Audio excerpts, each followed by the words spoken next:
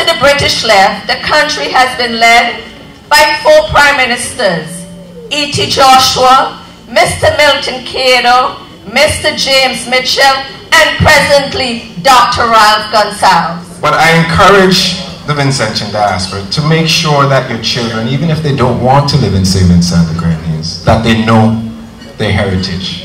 They know what your country is about.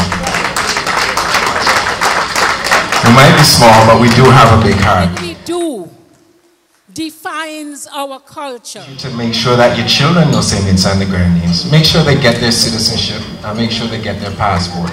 Because we have to preserve our culture. It is so important. Stay tuned again to Tehillah Gospel Ministries. In the words of the psalmist, behold how good and pleasant it is for brethren to dwell together in unity. We need to join together in love and unity to help in building our nation. We must turn to the rock from which you were healed. This is not the time for excessive caution, despondency, or learned helplessness. It is the time for boldness of action, creativity, optimism, and hopefulness, grounded in the real condition of our people and our nation's circumstances. It's right here in the U.S.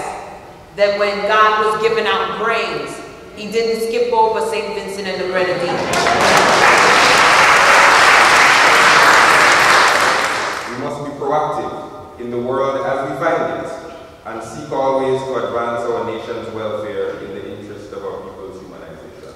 Our nation's history, our geography, and our islandness have fashioned us. We are worthy children of a noble Caribbean civilization.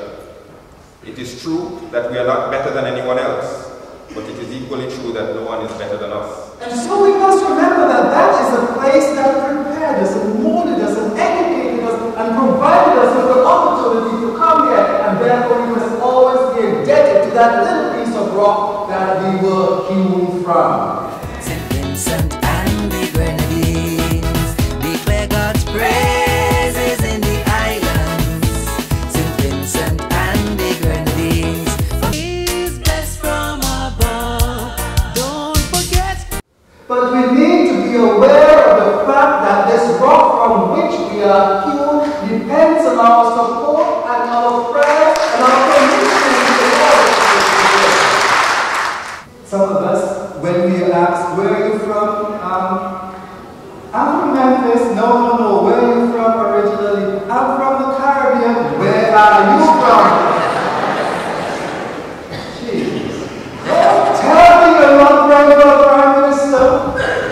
If you think he's doing such a bad job and we are praying for him, could you imagine what he would do if he stopped?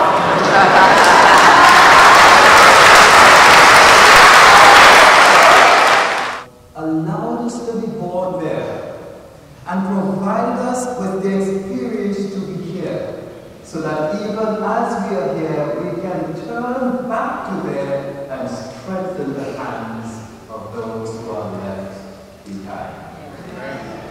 Remember the rock from which we were.